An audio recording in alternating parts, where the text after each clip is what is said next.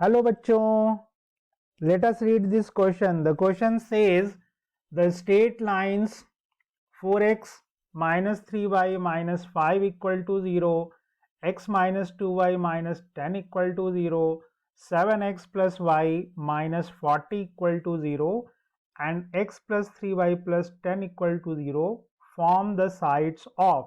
पहला option quadrilateral है, दूसरा साइक्लिक क्वाड्रिलेटरल है, तीसरा रेक्टेंगल है और चौथा पैरेललोग्राम है। तो सबसे पहले हम लोग यहाँ पे की कॉन्सेप्ट यूज करेंगे। What will be the key concept guys? So the key concept is angle between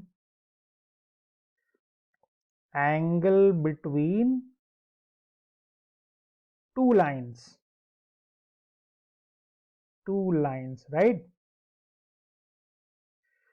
so आइए देखते हैं, क्वेश्चन को सॉल्व करते हैं। तो कोई क्वाड्रिलेटरल है, तो एक क्वाड्रिलेटरल कोई भी बना लीजिए, ठीक है। मान लीजिए इसका नाम दे देते हैं ए बी सी डी। अब इसमें एक बात गौर करने वाली है कि जो लाइंस की इक्वेशन है, देखिए ना तो इनमें से कोई भी दो पेयर ऑफ लाइंस पैरेलल है और ना ही परपेंडिकुलर है। पैरेलल होती तो रेक्टेंगल या पैरेललोग्राम के बारे में सोच सकते थे, परपेंडिकुलर होती तो भी रेक्टेंगल के बारे में सोच सकते। तो क्योंकि ऐसी कोई बात है नहीं इन दो चारों लाइंस में, तो रेक्टेंगल और पैरेललोग्राम तो नहीं हो सकता। क्वाड्रिलेटरल होगा डेफिनेटली, लेकिन क्या उस क्वाड्रिलेटरल में ये साइक्लिक क्वाड्रिलेटरल हो सकता है क्या, ये हम देखेंगे। साइक्लिक क्वाड्रिलेटरल के लिए क्या होता है कि अपोजिट एंगल जो है वो सप्लीमेंट्री हो, यानी उनका सम 180 डिग्री हो जाए, राइट। तो मान लीजिए कि ये लाइन की इक्वेशन है जी 4x minus 3y minus 5 equal to 0। इस लाइन की इक्वेशन हम मान लेते हैं जी x minus 2y minus 10 equal to 0, है ना। इस लाइन की इक्वेशन हम मान लेते हैं 7x plus y minus 40 equal to 0, और इस लाइन की इक्वेशन हो गई जी x plus 3y plus 10 equal to 0, right.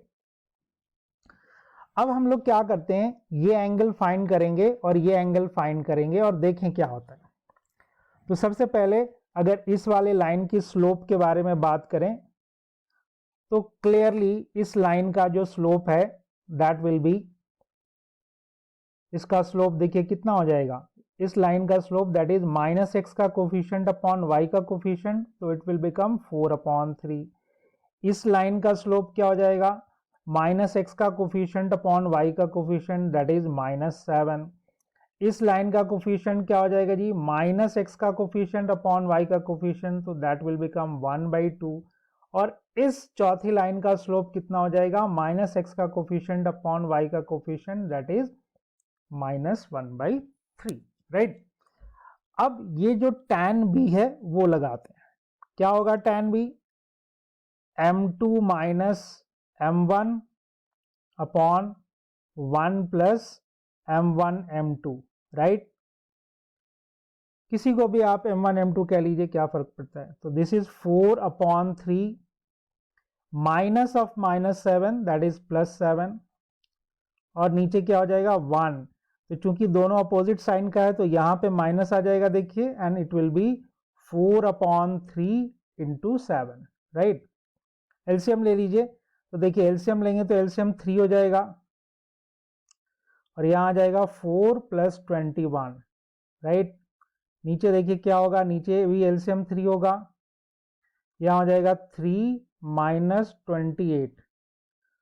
तो this is basically 3 will be cancel out, this is 25 and this is -25, cut के आ जाएगा -1। So if tan b is equal to -1, that simply means the angle b will be equal to 135 degree, right. तो हमारा angle b guys 135 degree आ गया, ठीक। इसी तरह से हम लोग क्या करेंगे, एंगल डी भी निकालने की कोशिश करते हैं। तो आइए, so we can write tan d Again we will use the formula m2 minus m1 upon 1 plus m1 m2, right. तो इस बार हमें स्लोप कौन सी लेनी है, ये और ये। तो 1/2 minus of minus 1/3, that will become 1 plus 1/3, and again we will have 1 minus, because 1 is negative, 1/2 into 1/3.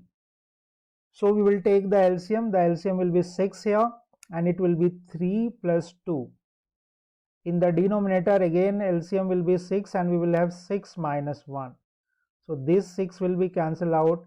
It will be 5 upon 5, that is 1. So tan D is equal to 1. This simply means D is equal to 45 degree.